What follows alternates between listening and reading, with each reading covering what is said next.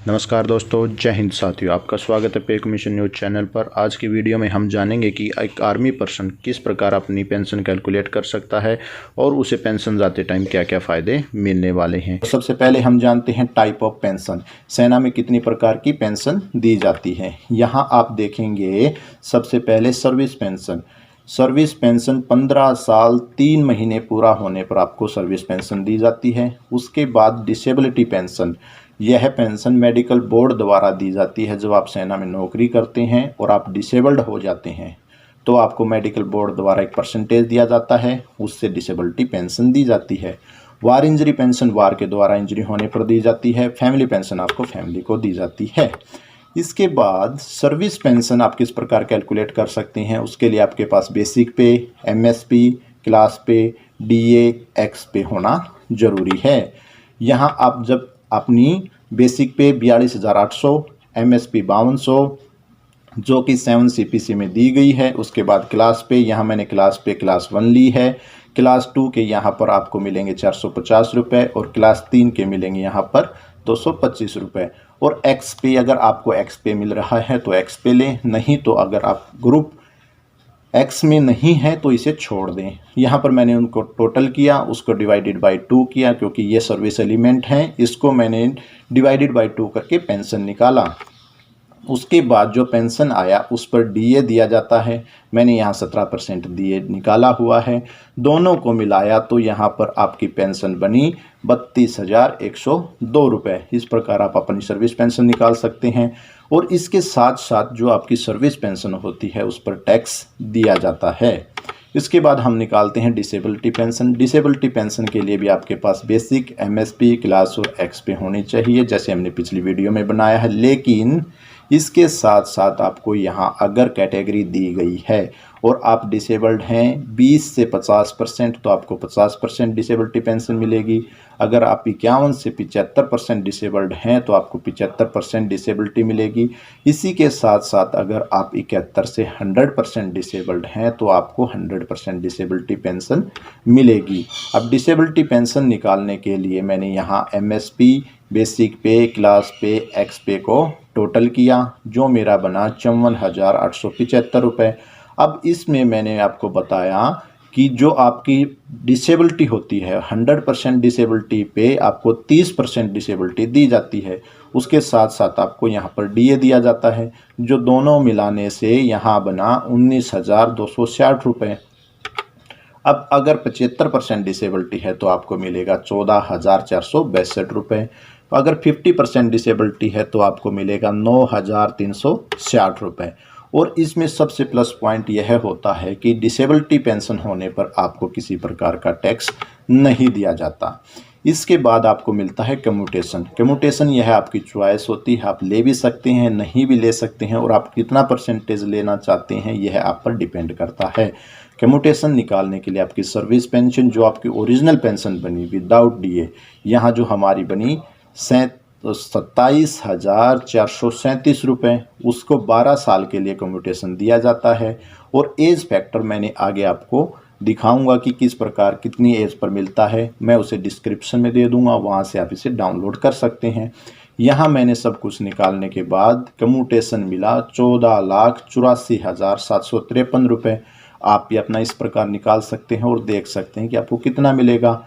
उसके बाद मैं आपको बता दूं, पेंशन विद कम्यूटेशन, अगर आप कम्यूटेशन लेते हैं तो आपको पेंशन मिलेगी 13,718 रुपये, क्योंकि यह ओरिजिनल पेंशन का आधा हो जाती है। उसके बाद इस पर आपको डीए मिलेगा, या भी आपका डीए का रेट है 17%, वो मैंने निकाला, जो मेरा बना 4,665 रुपये। अब यहाँ मैंने दोनों का टोटल किया और मुझे मिली पेंशन 18,383 रुपये। अगर मैं कम्यूटेशन लेता हूँ तो मुझे यह पेंशन मिलेगी। अगर मैं कम्यूटेशन नहीं लेता हूँ तो मैंने जो सर्विस पेंशन दिखाई वो पेंशन आपको मिलेगी। यह वो एज फैक्टर है, आप यहाँ देख सकते हैं। मैंने यहाँ 44 साल का लिया है। आप भी जो अपनी एज बनती है उस प्रकार एज फैक्टर लेके कैलकुलेट कर सकते हैं। उसके बाद आपको मिलती है ग्रेजुएटी। ग्रेजुएटी के लिए आपको बेसिक पे, एमएसपी, क्लास, एक्स पे, उसके बाद जितनी आपकी सर्विस है उसमें 5 साल का वेटेज दिया जाता है, लेकिन यह वेटेज और सर्विस 33 साल से ज़्यादा ना हो, ध्यान रहे। अब मैंने यहाँ पूरा निकालने के बाद मुझे ग्रेजुएटी मिली 9,22,863 रुपये। और इसी के साथ साथ लीव इनकेसमेंट जितने दिन आप जमा करते हैं गवर्नमेंट उसके बदले आपको पैसे देती है।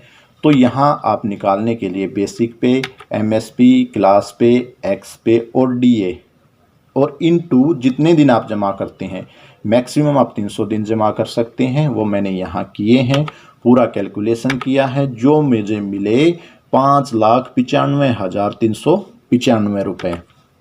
अब इसके साथ साथ AGIF दिया जाता है, JCOs को 5 लाख रुपए और OR को 4 लाख रुपए।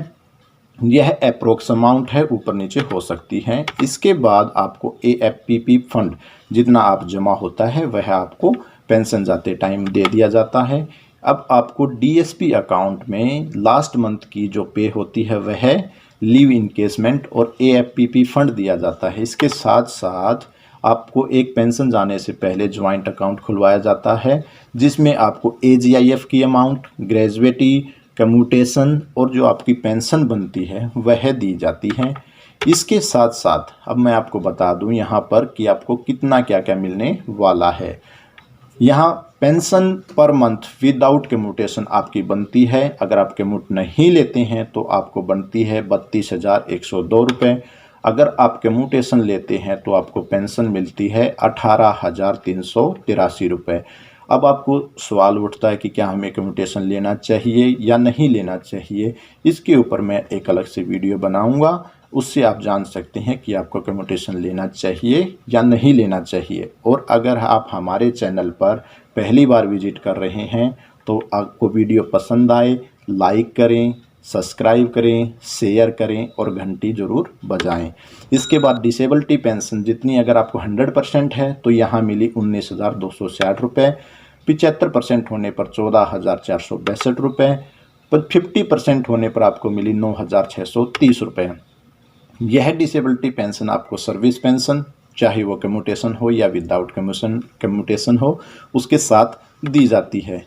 अब जो कम्यूटेशन अमाउंट थी वह थी 14,84,753 रुपये, ग्रेजुएटी अमाउंट थी 9,22,863 रुपये, लीव इनकेसमेंट अमाउंट थी 5,95,395 रुपये, AGIF अमाउंट थी 4 लाख रुपये।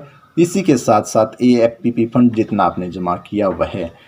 मैं आपको बता दूं अप्रोक्स 30 लाख से 35 लाख रुपए जब भी एक जवान पेंशन जाता है उसे मिल जाते हैं। आशा करता हूं आपको यह वीडियो पसंद आई होगी। अपना कीमती समय देने के लिए धन्यवाद। जय हिंद, जय भारत।